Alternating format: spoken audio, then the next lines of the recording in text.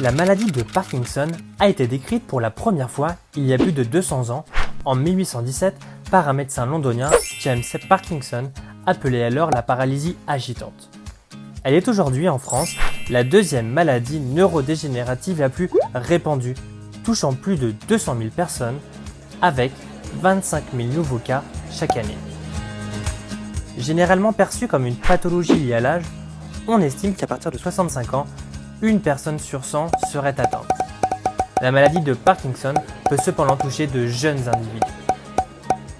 Les cellules nerveuses atteintes par la maladie de Parkinson se situent dans une zone appelée substance noire au centre du cerveau. Ces cellules produisent de la dopamine, une substance chimique qui permet aux neurones de communiquer entre eux, essentielle au contrôle du mouvement.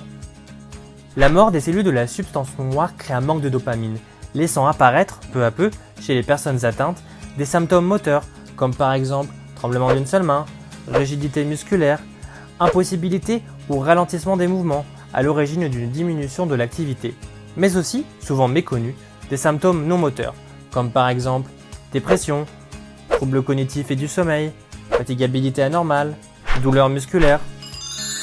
Les traitements oraux mis en place dans les premières années de la maladie s'accompagnent quasiment toujours d'une grande amélioration, voire d'une disparition des signes de la maladie. Mais la maladie évolue et les traitements oraux deviennent moins efficaces avec le temps. Au stade des complications motrices de la maladie, deux approches thérapeutiques, selon la population éligible, sont disponibles et apportent un réel soulagement aux patients parkinsoniens. La stimulation cérébrale profonde et les systèmes de pompe.